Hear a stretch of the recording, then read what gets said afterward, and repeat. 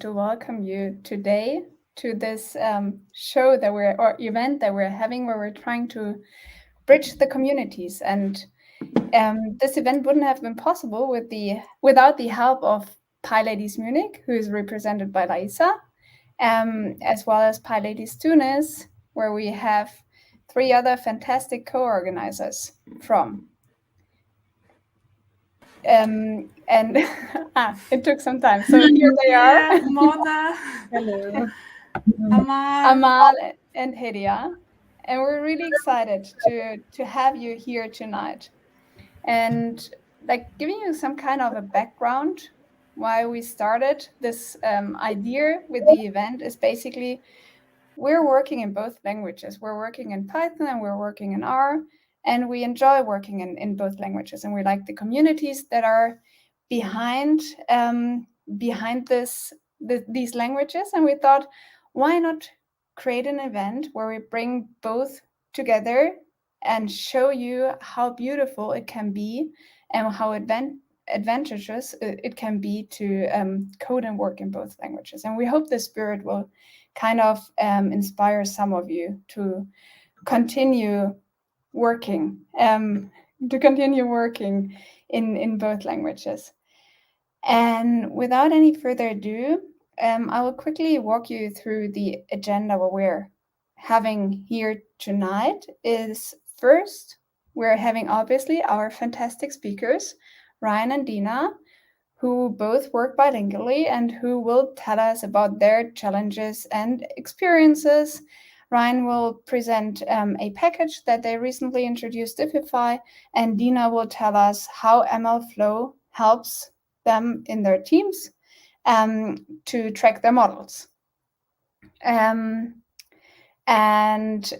with that, we're also having a little chance for you to test your knowledge, to learn more about both languages by playing 2 quiz rounds with us. And for these quiz rounds, we obviously, because incentives always work, right? We're having some prizes. The first quiz round is sponsored by RLadies, and they're giving away 3 ebook vouchers where you can pick and choose an ebook that you'd like for the first 3 winners. And the second round is sponsored by Ivan, who give away 3 gift prize vouchers.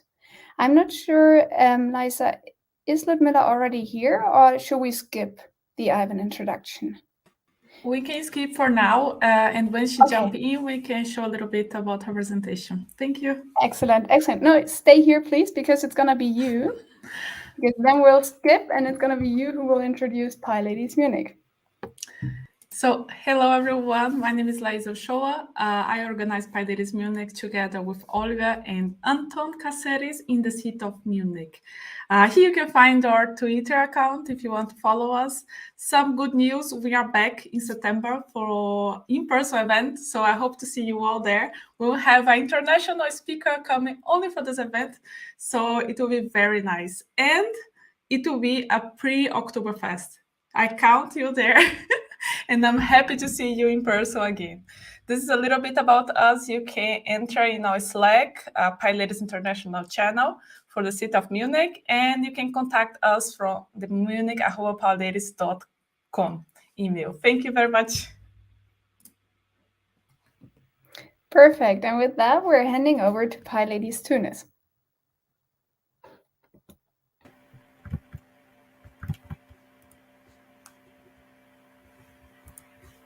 Hello, Mona. Maybe you want to say some words? Okay. Yeah. We are very happy to see this number of people interested in our meetup. I'm Amat Lili, a data scientist and a co-founder of PyLadies Tunis, along with Mona Beloid, a business intelligence data consultant, and Hidia Tnani, a data analyst. So we are among a network of Python practitioners in Tunis, Tunisia. We are very passionate about the Python programming. In fact, we are part of PyLadies global community. We aim to provide a friendly support network for women and a bridge to the larger Python world. So anyone with an interest in Python is encouraged to participate. And again, thank you very much for joining us today. And thank you. I'm sorry, I was taking the mic. I'm sorry for that. And with that, I'm kind of closing this round, and I'm presenting RLadies Cologne. We were also founded in 2021, so last year, relatively young, but we already had a couple of really cool events, and we are part of the global RLadies community. The RLadies Cologne chapter is currently run by myself and Gabe Winter, and our events are all about RStuds coding, empowering women, career tips, and promoting gender diversity. And in case you want to join, feel free to reach out. It can be as a presenter, so we're always open for new topics, or also as a co-organizer. If you're from Cologne or the area and feel like, yes, this is my chance to jump in, just reach out. And with this, I'm handing over to Rhian, who works as a technical lead data scientist at Jumping Rivers, and who will tell us the tale of two languages.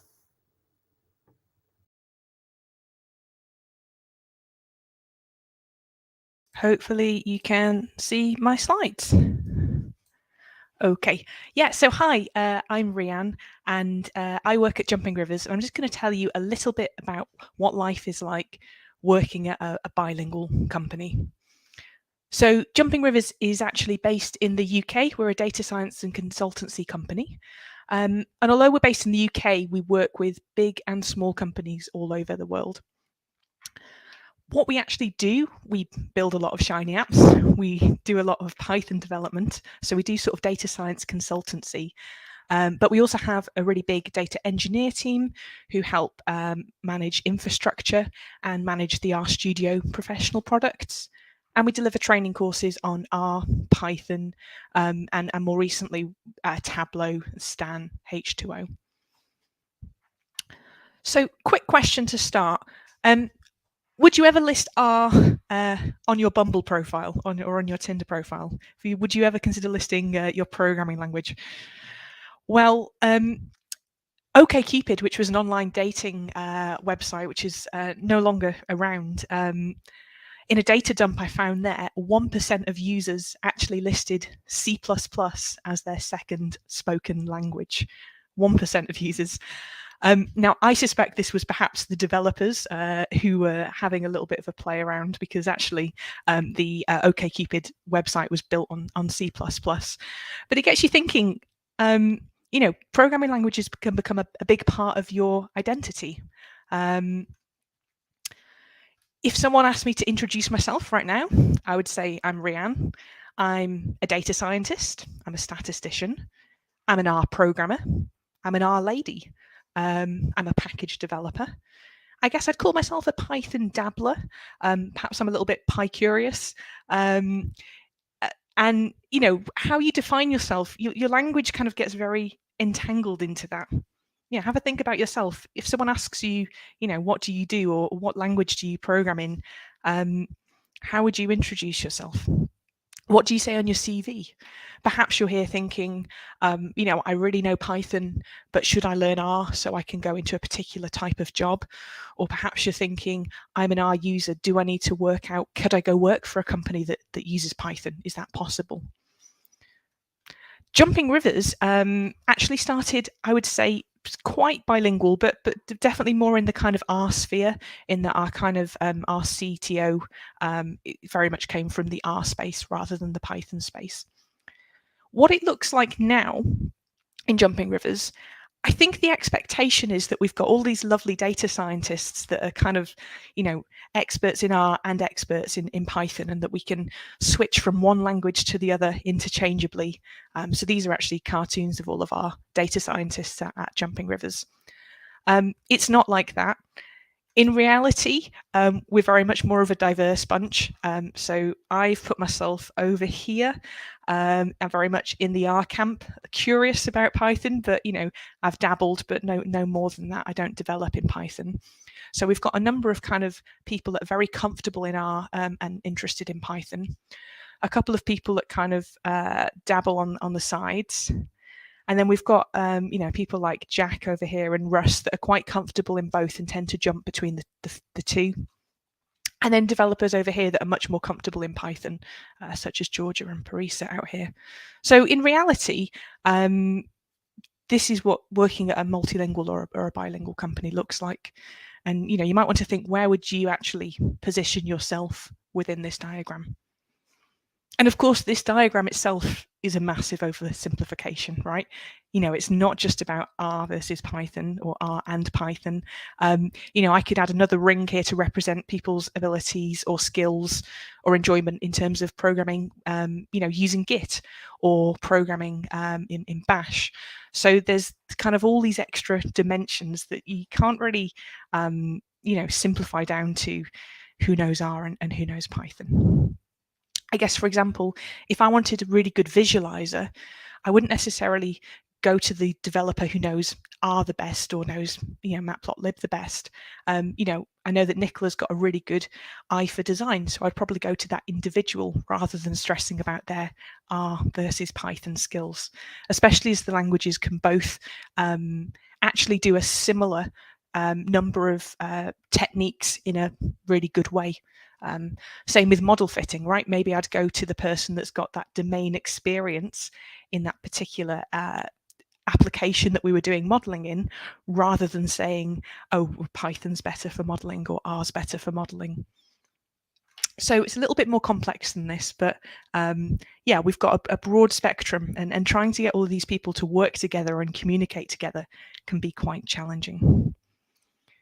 And it feels particularly interesting to be talking about this and giving this talk today, given that a couple of hours ago, so the RStudio conference is happening right now over in Washington, DC. And about 3 or 4 hours ago, they announced that they're completely rebranding from RStudio to Posit to represent the fact that their tools support not just R and not just R and Python, but actually a wide range of languages and a wide range of tools, and that they want to move towards supporting multilingual or, to push towards supporting more multilingual teams. So it feels really interesting to kind of be talking about this today. Okay, so 2 short projects I'm going to tell you about. First one is our training materials. So I guess a big chunk of what we do at Jumping Rivers is we deliver courses. So we teach people how to program from intro to R right through to kind of model fitting and PySpark. We've got about 30 different R courses and about 10 different Python courses.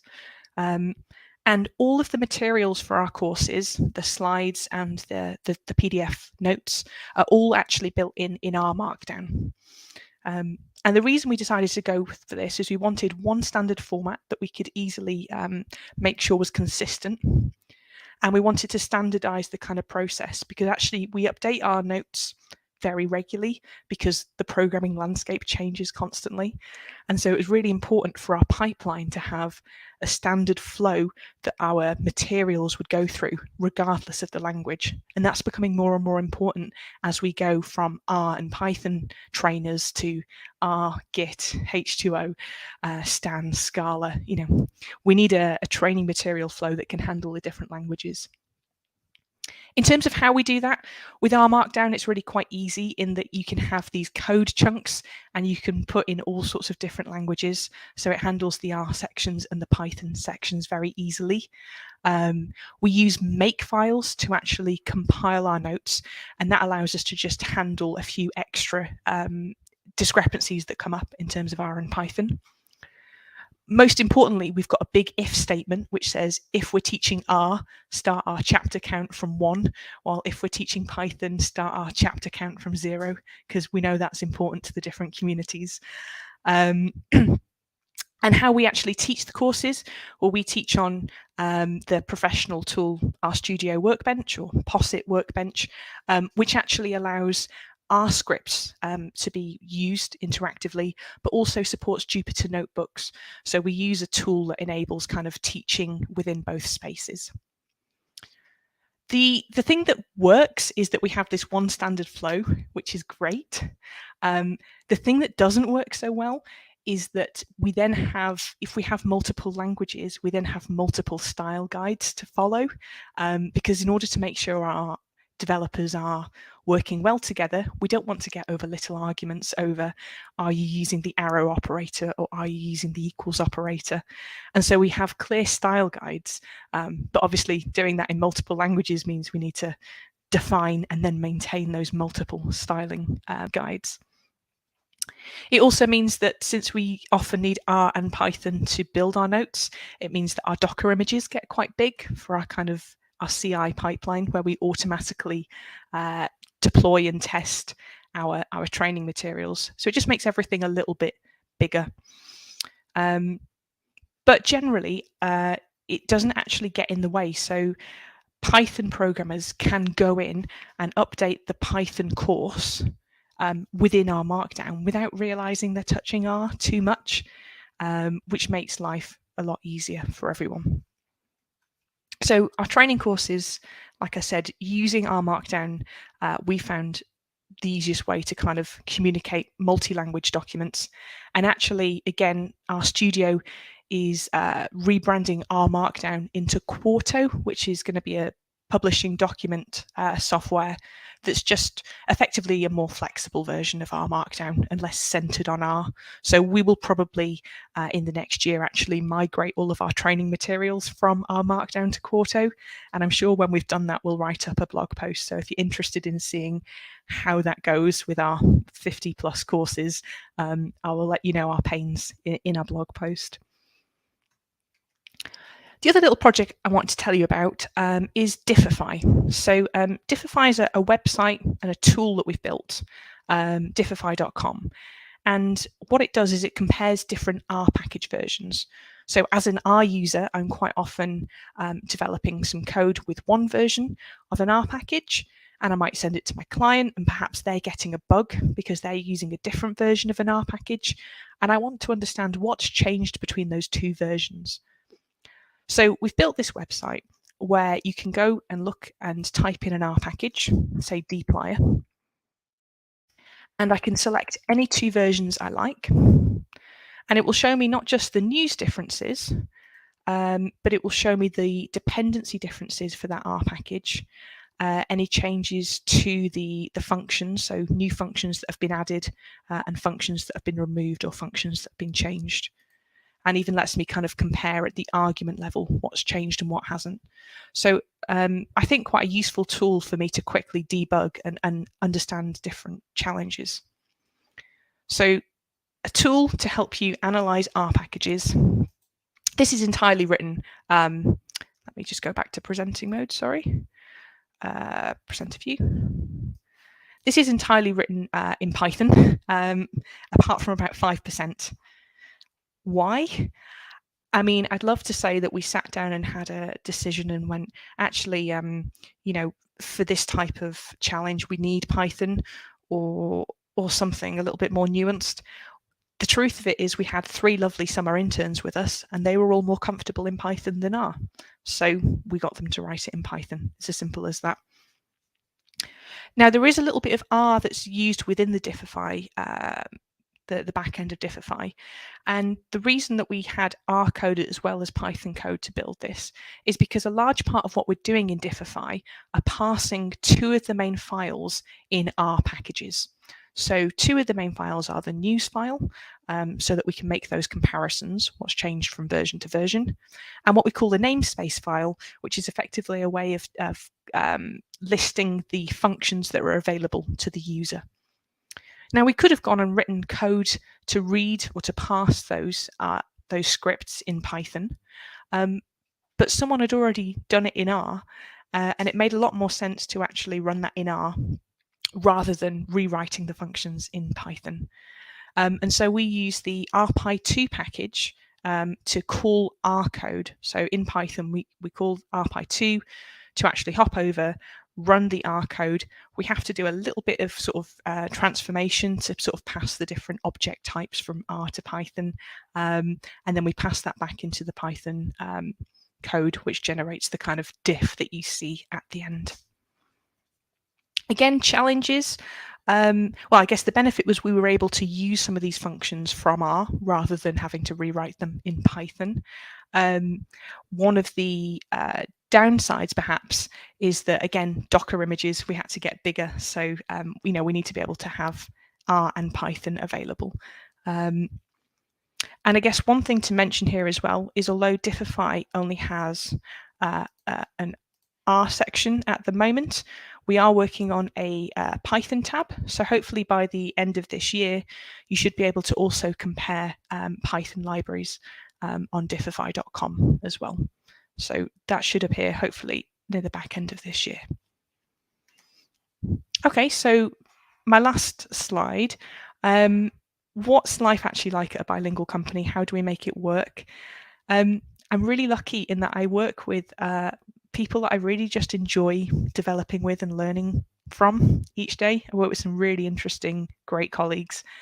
And so we manage that struggle of how do you keep up to date with all the latest developments, because we constantly kind of share our learnings with each other. So we have a tech talk chat every Thursday afternoon. We're constantly posting kind of best practices within our Slack general development channel. And I think that really helps us manage that kind of multiple languages, because we're constantly interested in each other. And we do respect each other as well, which I think really helps. Having rules helps avoid the language wars. So, for example, our style guide, we just use the equals operator for assignment in both R and Python. And that helps people who are switching between the two all day. And it just makes things easier for our kind of style guides. We also put in rules like, not just, when you should develop something in R, but we have quite strict guidelines around what an R package developed by Jumping Rivers looks like, or what Python code developed by Jumping Rivers looks like. And adding those rules and processes and specifying those just helps people and helps us just all get along. I would say that bilinguality really influences the way that we code and we teach. So our developers that came more from a Python background definitely bring a kind of OOP approach to their R code development, while our R programmers who have come to Python can make really good comparisons when we're teaching. So if you're teaching Python programmers how to use R and you've already done a little bit of Python, you can empathize with the people you're teaching and draw on comparisons. But I think that the big thing is, I didn't really think of us as a bilingual company until asked to give this talk, because I just think of all of these awesome people I work with as just being really talented at that thing they do. And the language is kind of, not actually a huge part of how I see them. They're just my workmates and they're awesome. That's all I wanted to say. Other than if you happen to be in the UK or want to pop over to the UK in October, we're actually running an in-person conference on Shiny in October, and it'll be lovely to meet some of you there in person. Thanks.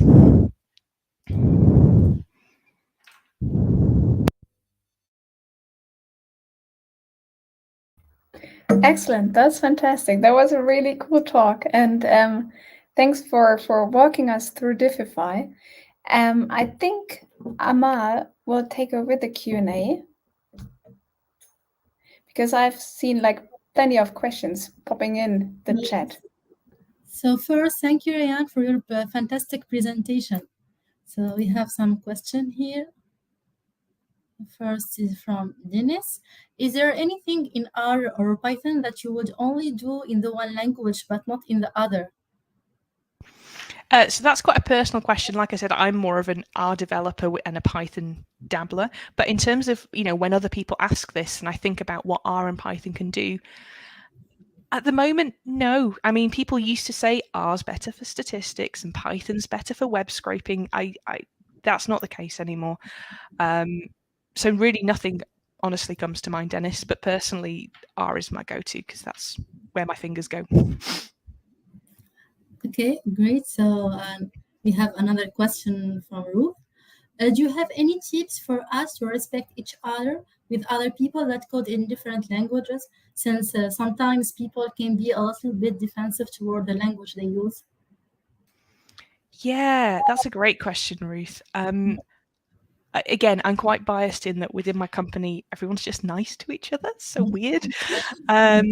I think it's important to remember what it was like when you were starting a language, and try and keep that in mind. And just, I think for me, getting involved in both communities. So, like I said, I don't really actively develop in Python, but I always go to my local PyData meetup. So actually engaging in those communities helps you naturally gain respect for each other. Okay, thank you. I have a question too. What would you recommend for people who are switching from one language to another? What worked for other people that you saw, like they would to R to Python, Python to R?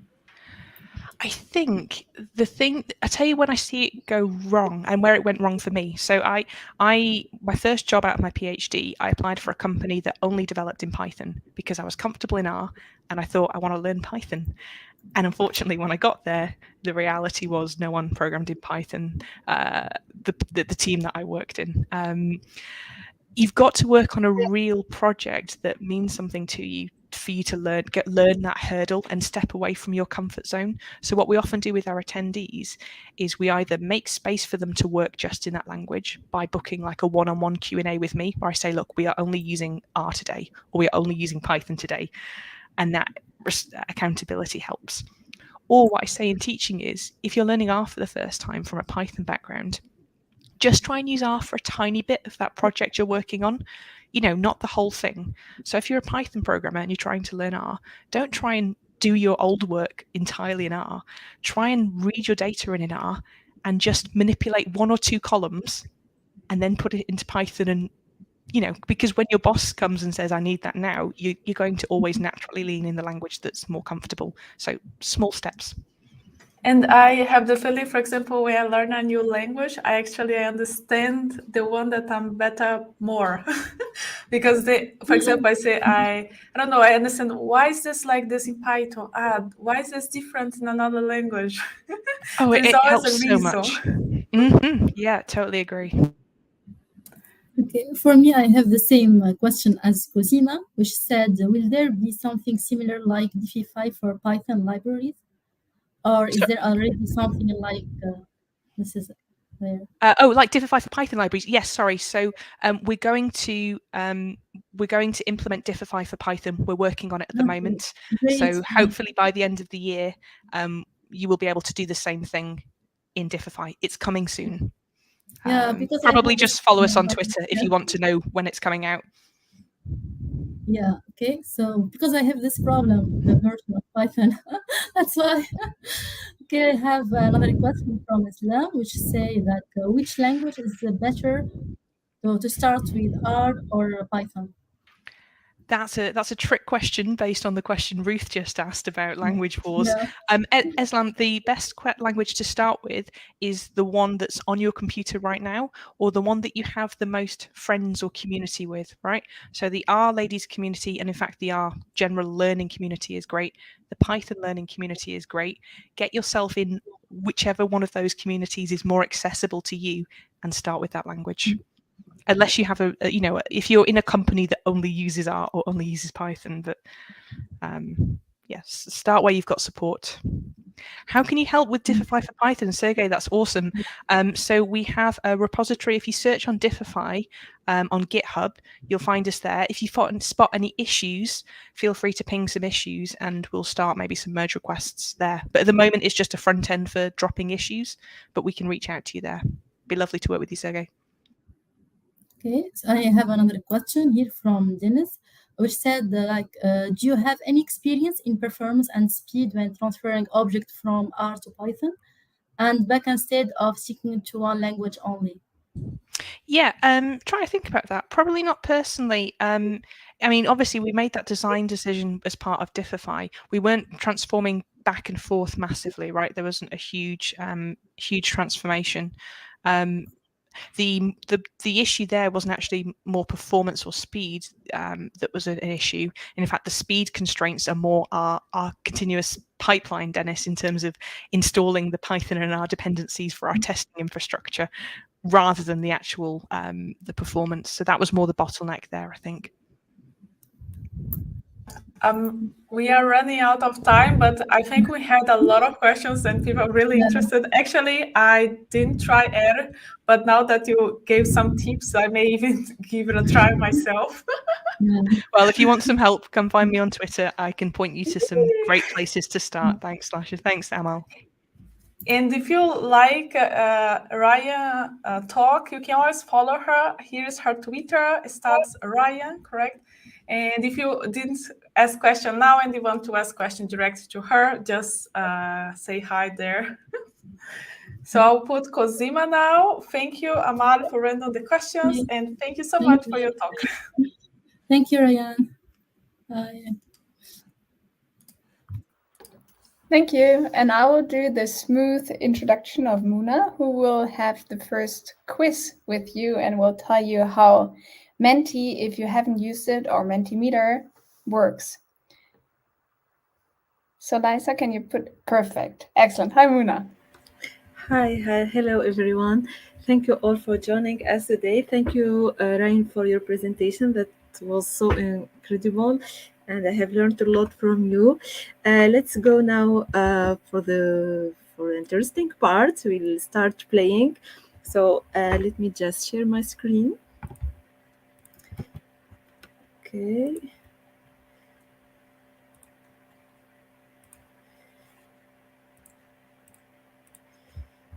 So for the first round, we'll have the chance to win some ebooks offered by RLadies. So we want to thank them so much for their support.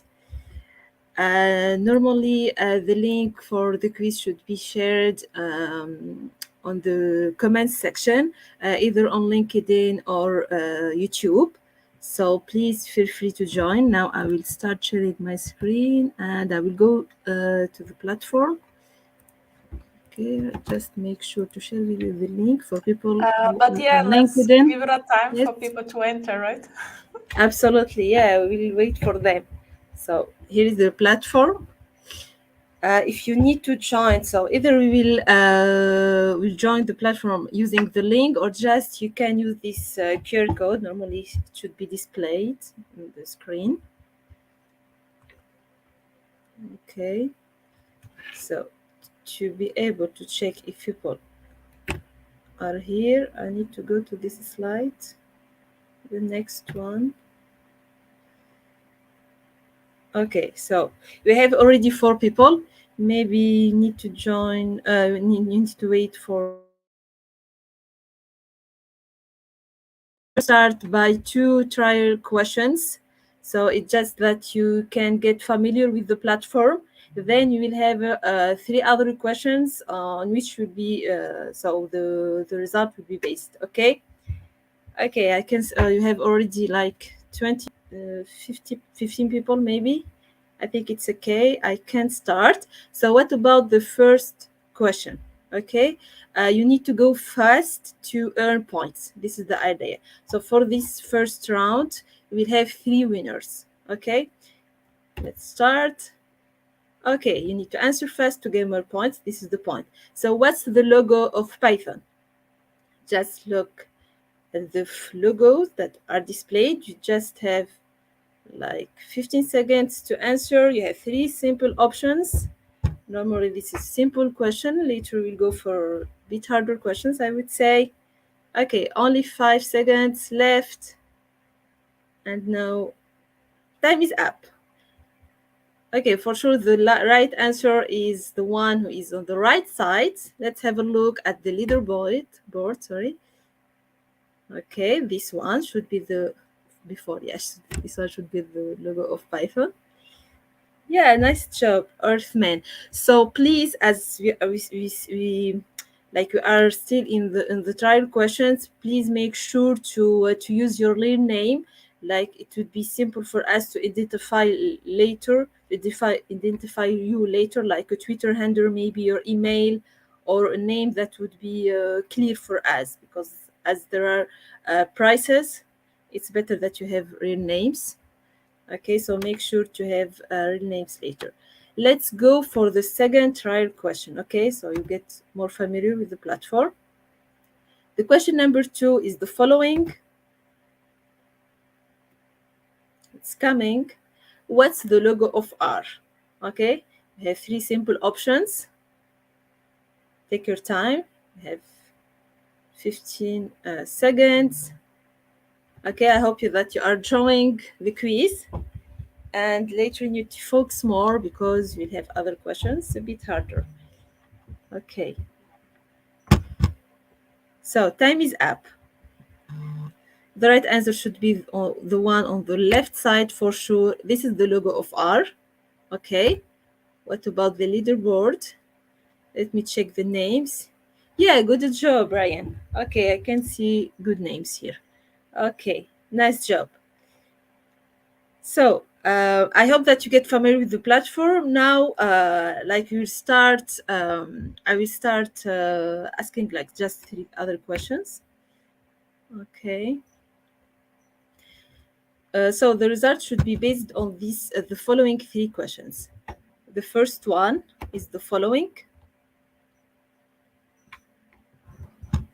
Okay, what are specific development environments for Python and R? So you have 3 options. I mean, there is no specific integrated development environment, or maybe RStudio and VS Code, or it could be RStudio and PyCharm. So it's okay. Time is up. Let's go and have a look at the answers. The right one should be RStudio and PyCharm. So if you you are looking for something maybe mature, specific, and well configured for Python, that PyCharm is the way to go. Okay, and for R it should be RStudio. So the best moment is here. Let's have a look at the leaderboard. Okay, so who is the first one for now? It's okay. Everything is same. So Veronica is the first one. Then you have Ixao. I hope I'm spelling it well. Sorry if it's not. And then Verena was the third one, who is the fastest. Okay, good job. And hard luck for the others. So the fourth question would be the following. Okay, as always, you need to answer fast to get points. Which packages can you use to call the other language? Okay, what about the first option? Reticulate to call Python, or rpy2 to call R, or so it could be maybe hey Python to call Python, or ip2 to call R, so the same option. And then you cannot call R for Python. What do you think? Okay, time is up. So let us look at the right answer is the following. So reticulate, you can use the reticulate library to call Python and rpy2 to call R. So it would be really amazing. Just imagine that you are using maybe pandas, it's your favorite library in Python, and you can use it in R. So I highly encourage you to do that. Okay, let's have a look now at the leaderboard. So let me see. Okay, so now you have the points. And yeah, I can see. Oh, so Ixao is now the first one. And then you have Susan, it's coming. And then Verena. Okay, good job. So let's go for the last question of this first quiz, because later we'll have another one, okay? So the last question here is the following. How do you assign objects in R and Python? So here it's about having a good coding style. Maybe it could be about using the arrow as a variable assignment operation, or it could be the equal, or it could be maybe for both languages it could be the equal sign. Okay, so the best answer is the one on the left side. Yeah, should be this one. So the equal sign can be used instead of the arrow for assigning values to variables, and usually it is used for binding values to parameters in functions, which cannot be done with the arrow operator. Okay, so the leaderboards, and the winners are, yeah, because that was the last question. So here it comes. Yeah. Okay, so the first winner is Verena. Okay, nice job. Congratulations. And then comes Veronica S. And then Suzanne. So for this part, for this round, first round, we have 3 winners. Congratulations. And please contact later. So the email address should be displayed on the screen. RLadies, Cologne at rladies.org to get more details and to choose your ebook. Okay. I will stop sharing my screen.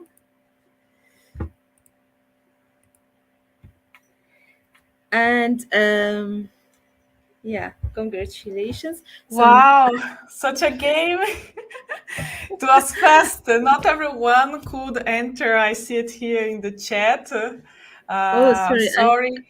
I see I was Susan not could not able to see it. enter. But Susan, you can enter the next quiz. So we'll have another quiz and you can enter from the beginning, because I think once it starts, it's very hard for you to enter and still have a chance to win. So I see some people saying congratulations. Wow, who won? Maybe the winner want to say hi. But yeah, just as a short note, if you won, please get in contact with colons@rladies.org. And if you didn't won, you can still win. Join the next quiz. How did you like it, Anna? Was that exciting? Yeah, it was clear that I was excited. Yeah, I like it. I hope that people also like it. I would say it was fast and furious. Absolutely. But congratulations, all the winners. And thank you for Aral for bringing up these books for us, right? So now we're gonna thank you so move much. forward. I will bring Cosima also here. And I will remove us. Yeah. Thank you. I will again do kind of the smooth transition to, I think it's Muna, basically, Yeah, who will introduce Deena, right? Yeah, right. So just go to this slide. Oh, sorry, it should be this one. What I have done here. You can continue, yes. Yeah. Okay. Okay. So let's move now to our second speaker. You are so pleased to be hosting today Deena Gergis, who will share with us her experience about MLflow. So let me first introduce her. So Deena is an award-winning AI expert whose ultimate purpose is to offer a better quality of life to people using AI. And so during the first half of her career in academia and research, Deena researched machine learning algorithms to diagnose and treat various types of cancer.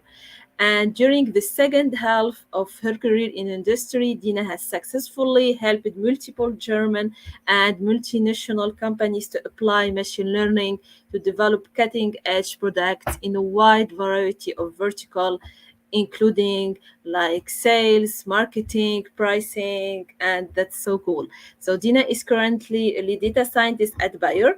In her current role, she combines the best from academia and industry to develop AR products. So I'm sure that you will learn a lot from her today. Thank you, Deena, and the screen is yours. Thank you, Anna, for the introduction, and thank you for the quiz. It was fun to participate, and then the fast clicking, that's always the trick. Thank you very much for having me here. So very briefly, before I jump into MLflow, let me tell you more about my background with R and Python. Because as Mona mentioned, I had 2 big parts in my career. One was academic, and it was focused on cancer research, and this is where I mostly used R. And then I switched to industry, and this is where I mostly use Python. So it's very different between one working environment and the other, as Rhian was saying, that it could be that your company is working with R or your company is working with Python, and then you just switch. which is completely fine and completely fun. I also learned to transition between R and Python. I guess it took me a month or something maximum. So in the first company, they completely knew that I didn't use Python. And that was 2015, if I remember correctly. That was my first industrial job. And my colleagues were super kind to actually teach me how to use Python. And of course, with lots of Stack Overflowing, we all do that.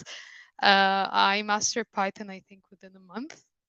2 month top, until I completely switched between both. There was always those things that's much better to do in R. There's always those things that are much better to do in Python.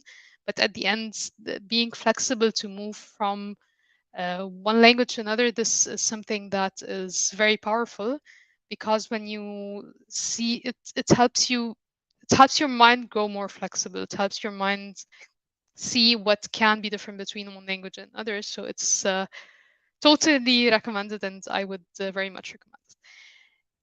This is very briefly about my story in the two languages, and today I will also present a tool that works in both languages or in Python, which is the MLflow. And now let me share my screen. Hopefully, share screen. I don't see your screen. Is it sharing already? Oh, okay. Now I see it. Now, I will add it hopefully. here. Yes. Perfect. So I'll add it here. And let me swap the displays. Unfortunately, I now do not see you. So if there's anything, please interrupt me using the audio, because I cannot see the browser. But let's then dive directly into the MLflow. And before jumping into MLflow, let me introduce you what Bayer and who Bayer is. So I'm a lead data scientist at Bayer, and we have a very meaningful purpose that we work for every day, and this is health for all, hunger for none. So super briefly, Bayer is consisted of 3 different divisions. Consumer health, where I proudly work for, and I'm biased towards consumer health. This is where we empower people to improve their everyday health through everything that's over the counter. For example, nutritionals, painkiller, aspirin, allergy medications, and I'm sure you know lots of our products and have used them. We also have pharma, and this is where we produce the prescription drugs. And there's lots of super advanced drugs that we use. I have been, unfortunately, I got a problem with my leg, and by far, byproduct was the best product. And the third division is crop science, and this is where we produce the seeds, fertilizers, and everything that helps the hunger for none and helps the farmer have a better day and provide us with better food. So this is very briefly what Bayer is. Also, a shout out to the very inclusive community we have there. So we are inclusive in every sense. We are a very international company. So we, being an inclusive and diverse company is a part of who we are. But also to point out one of the things that are very, and organizations that are very close to my heart, that's the women data science. We have women data science at Bayer, and we inspire, attract, grow, and champion women who work in data science. I have been awarded last year the Distinguished Women in Data Science, and I'm very honored to see such amazing women working in our companies. But now to the main part, and this is basically why we're here now and what's MLflow. So I'll go through a typical life cycle of a data scientist. I'm sure lots of you will relate, regardless of which language you work. If it's Python, if it's R, if it's even a third language, I think you'd relate to this very much. So you started a new project and you start a notebook or a script. You start writing some code using some data. Afterwards, you build a pre-processing pipeline that processes the data. You think about training, starting with a very simple model. Let's say something like linear regression, for example, or logistic regression, where you don't need for now any hyperparameter tuning. And then you evaluate how well this model is performing. And you also have some output like plots, files, pickle files, and so on. And this is basically the first round, but we all know that the first round usually doesn't work that well. So you go on the second round and have a new notebook with a new data source that you integrated using the same pipeline. And afterwards, you have a new evaluation matrix of how your new model that has 2 data sources is performing, but also new outputs of the new data. And then the third round comes. So we think, okay, maybe the model is too simple and we want to improve the evaluation or the accuracy of the model. So why not use a third model? So you start a new notebook, maybe build a new pipeline because you want to manipulate and filter the data differently. You train a new model and you set new hyperparameters that has new accuracy and evaluation metrics and also an output. But then because working together is more fun than working alone, your colleague comes in and says, okay, why don't we try a third model that could even improve the accuracy more? So she starts a new notebook, adds a new data set, creates her own pre-processing pipeline, trains a new model with its own hyperparameter tuning that has a new evaluation metric and new output. And the cycle goes on and on and on in the experimentation until afterwards comes a very big question mark. Okay, we're now done with the experimentation. What should we put in production?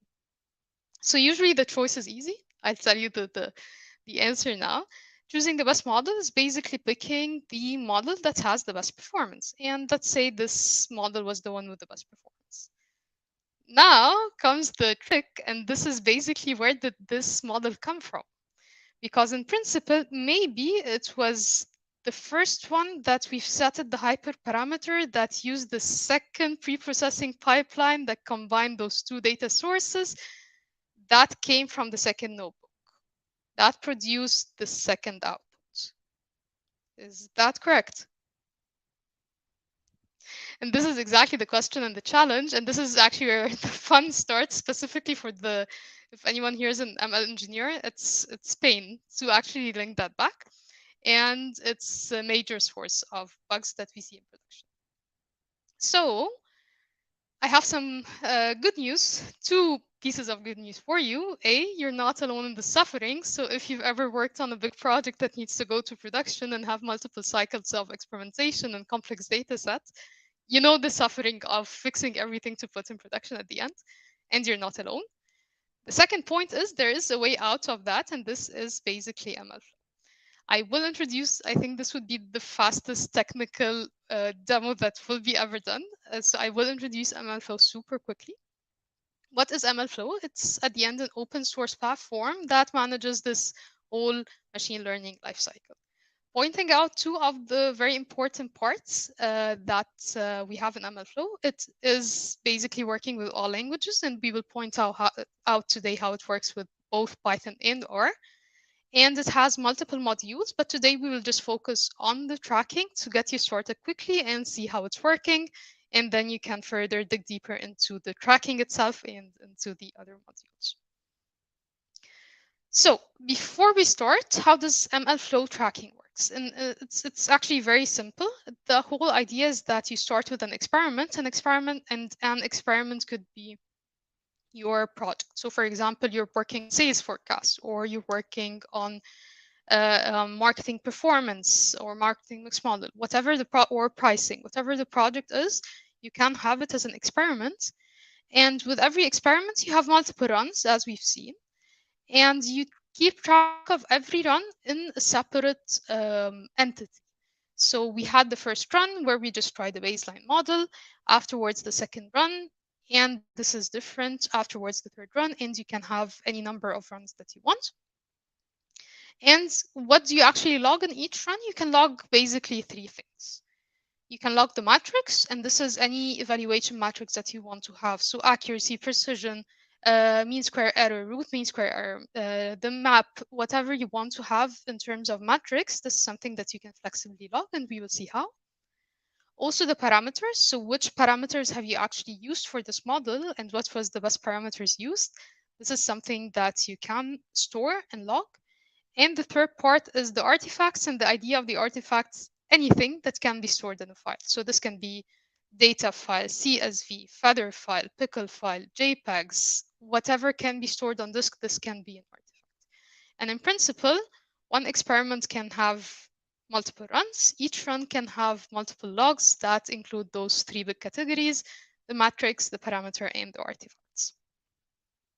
Simple enough, yet makes our life much, much, much easier. So how does it look like in R and Python? This is actually screenshotted directly from the MLflow. Worth mentioning here, MLflow was first developed by Databricks. I think currently Apache is taking care of the maintenance, but I'm not quite sure about this information. I've heard about that, so shout out to Databricks as well for doing a good job. And those codes are actually taken directly from their quick start. So I do recommend visiting their quick start. And in principle, how does MLflow look like in Python? Very simply, as we've mentioned, we can log 3 major parts, the parameter, and as you see here, it's very simple, like loading the library MLflow and then calling MLflow log parameter, passing the name of the parameter and passing the value. That's it. Same way here is MLflow log metric, and this is basically putting which metric you have in its number. That's it. And logging any output file. And this can be basically here he is or she is writing the output file. And then we are storing this version of thing. That's it. How does it look in Python? Not too surprisingly, very familiar and very common, very similar to what is in R. So here also we load the MLflow from Python, but we just load some functions directly. But you can also have import MLflow and then afterwards say MLflow.log metric. So it's even more similar to R. And afterwards, we can also log the parameters and you can see how similar the syntax is in this case. We're just calling this function and we're passing the name of the parameter. And just in this case, he logged or she logged a 5. In this case, we're just logging a random integer. And this is basically the parameter. The same thing with the metric. So you call the function and then pass the name of the metric and the value of the metric. The same thing with the file. And this is basically where you also write the file. And afterwards, you call the log artifacts and pass either the directory or the file itself. So you see it's very similar, even if you read it as an English text, it's super similar. And this is the beauty of lots of tools, actually, and this is what makes it easy to transition from one language to another. Because, for example, I knew R very well, but then when I transitioned to Python, I found actually the pandas is almost a copy, and it is a copy of the data frames in R. So you might think that, okay, it's two completely different languages, but at the end, it's super similar. And when you get into the details, it's not that different after all. So let's jump into the code to just show you super quickly in 2 minutes how this would look like in real life.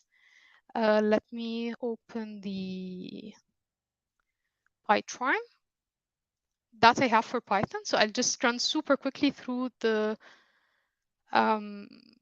notebooks here.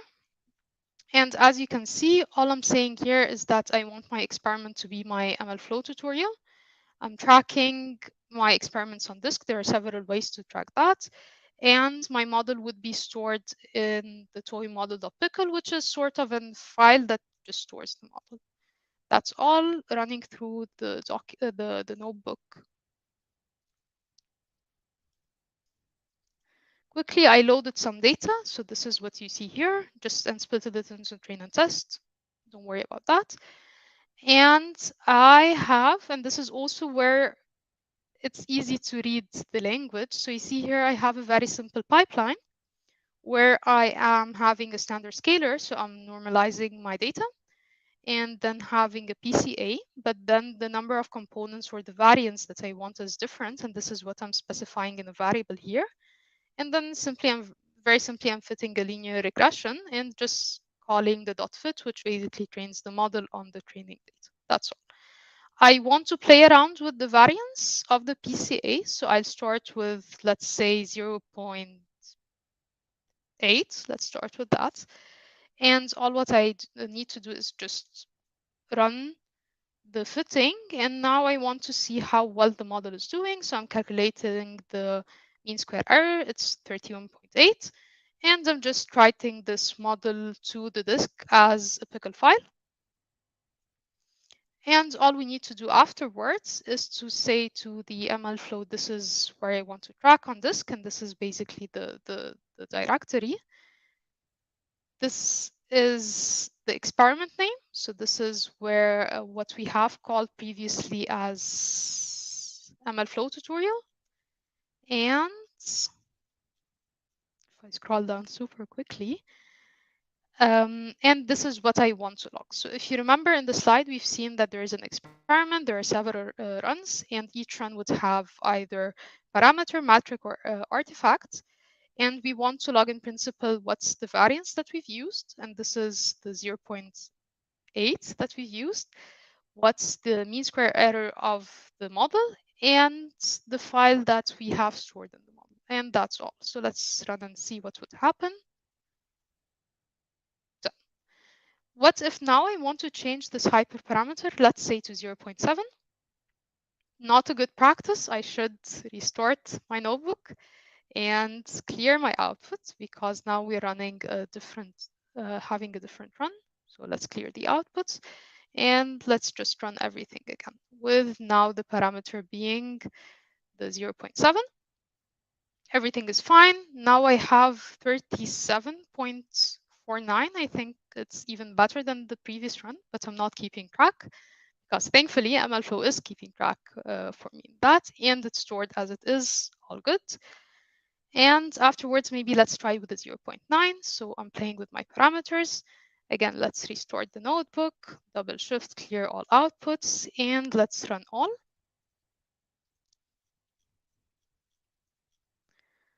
And now it's 31.8. So I am not keeping track, and it's good that MLflow is keeping track for that, and it's currently stored.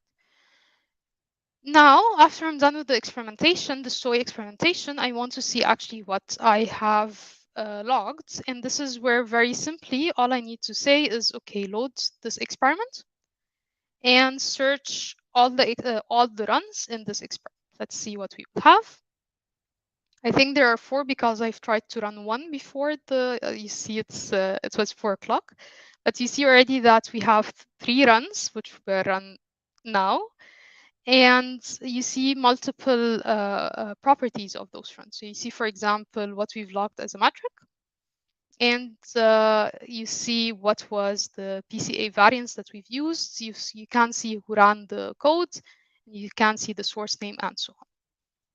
So in principle, if we would want the best model, we would simply just sort by the mean square error and pick the least, and this would be basically the 0.8, which we have.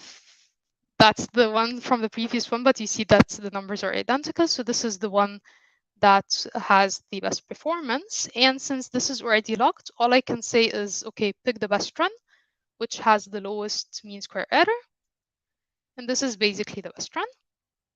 And I can read the model back, and you can see that the model is already read as a 0.8.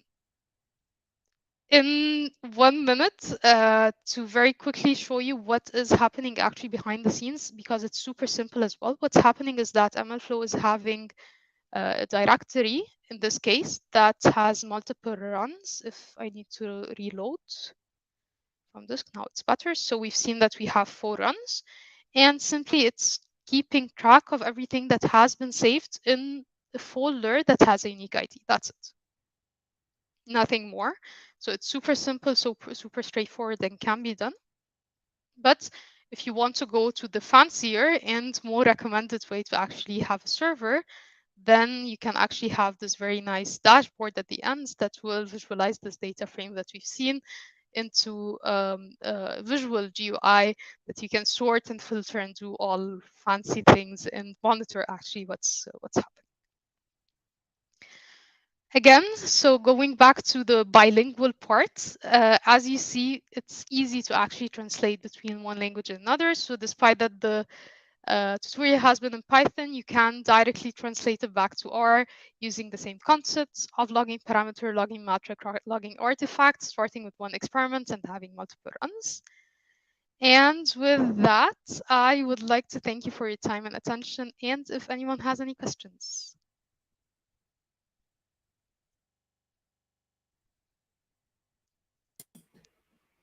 Great talk. Thank you so much. I think we do have questions. Amalia's gonna take care of it. I'll bring up these questions. Yeah, hi Deena, thank you so much. It was a great presentation, an excellent demonstration. So we have, I think, 3 questions. First from Cosima. When would you start implementing using MLflow when building a data pipeline? During the POC as a default, or once everything is more or less? So if I'm building a data pipeline in some sort of code, then Git would be the main tool that I would use to track the changes in the code. If I am using, for example, a custom filter on the data and I want to keep track of which data points I have used to actually train the model, this is when I would start using MLflow. So those are 2 parts. Is it the actual data that I want to keep track of in terms of which data have I used to train the model? And this is MLflow and this is direct. Or is it just the code simply? And in this case, definitely Git would be the choice. Okay, thank you for your clear explanation. We have another question from Dennis.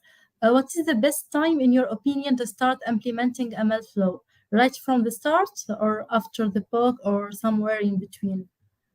Depends on the process and the dimension of the project. If you know, sometimes we know that you will go in, do this exact model and then get done. If the project, and this is most of the cases that the project is more complicated, then I would really recommend from the beginning. And if multiple people are working on the project, then definitely this is something that's very needed to keep track of who's working on which model and how the performance was to get back to that. So in case of multiple people working on the project, in case that multiple runs and multiple experimentation rounds are needed. Those are the 2 cases. Okay, thank you. And Rada, she asking, can you please share the code? Sure. Let me send the link directly in the chat, so it's already available on GitHub.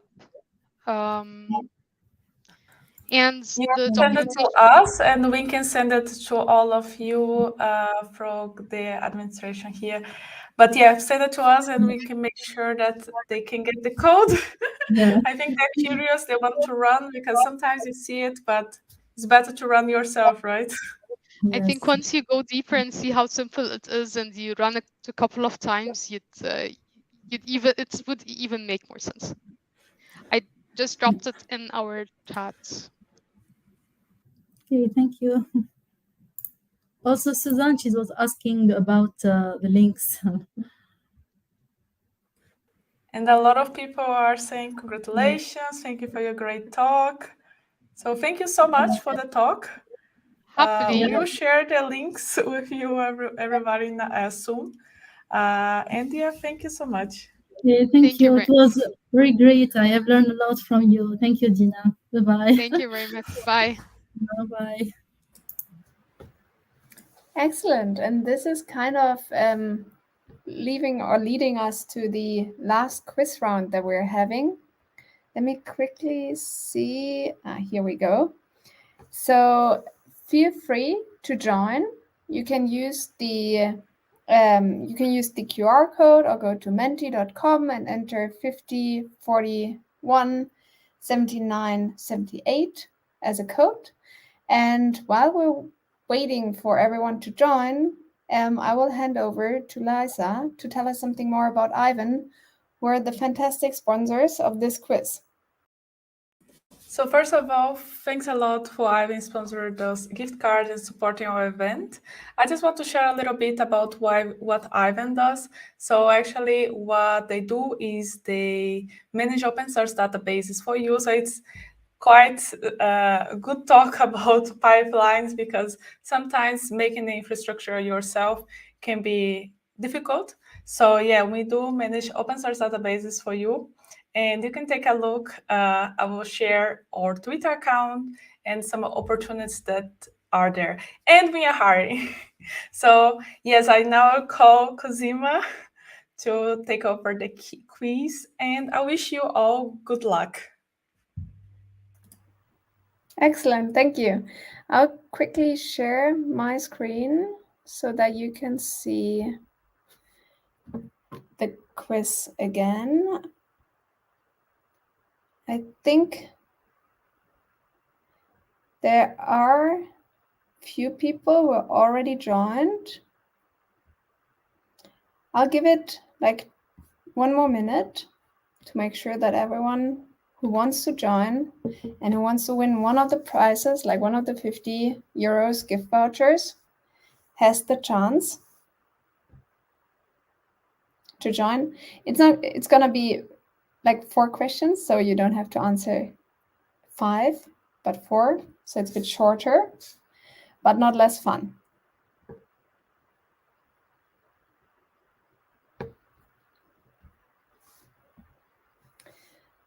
So let's see. I think we should be good to go. Excellent. Let's go. So again, as I said, you can win one of the 3 gift vouchers sponsored by Ivan. And let's gather all the people, 26. That's great. Okay, let's get started. Again, answer fast to get more points. What is the main repository for libraries? Is it CRAN in R and PyPy in Python? Is it CRAN in R and Piper in Python? Is it Digger in R and PyPy in Python? You can choose. Is it 1, 2, or 3? You have 5 more seconds left. 3, 1, and go. Time's up. Most of the people were right. It is CRAN in R and PyPy in Python. And there are actually 2 really cool resources. Like there's a book where you, like if you want to develop your own Python library, there's a book, it's called, I think, Python Packages. And there is a blog post that I co-wrote on writing your own R package. It's kind of shameless self-promo, but I often go back to it actually when I update my R package.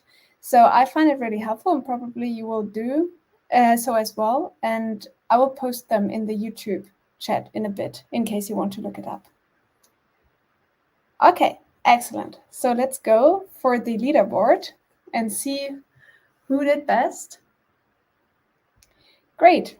We have Tiger Baby as the first. Gia, you're again in the top ones, right? And Metis as well. Or Metis? Sorry for mispronouncing your name if I did. Okay, let's go to the next question.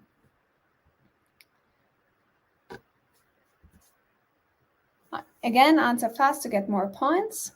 Can you use R in a Jupyter notebook? And if you watched closely to what Rhian said, you should know the answer.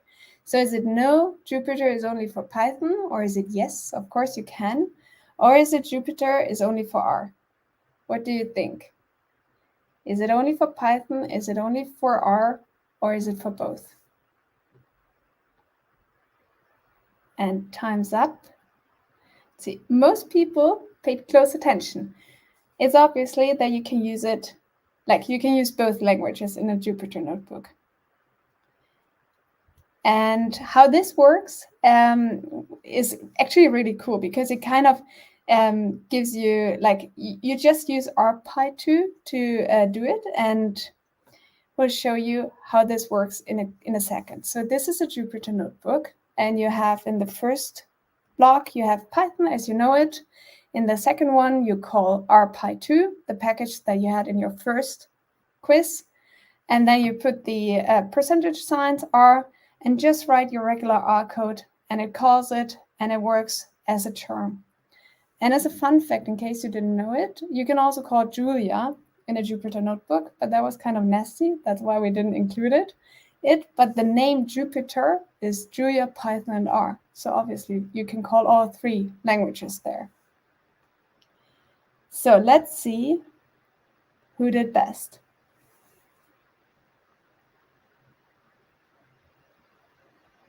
Taking its time a bit. Well, Fighty Fox, again, up in the first, and Metis and Gia as well. You're all doing really well. Let's go for the next question to see if you, again, watch close attention to Rhian's talk, who talked about indices and index. and with which Python and R start. So it's again the same game. Answer quickly. With which index does an array start? In R is it 1, in Python is it 0, in R is it 0, in Python is it 1, or is there no such a thing as a specific index? What do you think? Is there a difference or is there no difference? And if there's a difference, which one is it? Time's up. Most people paid close attention. Rhian, you did a really good job in introducing all these things. So it's obviously R starts with 1, which is, for me, as someone who comes from the R world, super intuitive. And Python starts with 0, which is, for someone who probably comes from a more computer sciencey background, also super intuitive, but which always confuses me if I do something in Python, because you have to pay close attention that things start with a 1. Okay, let's go to the leaderboard.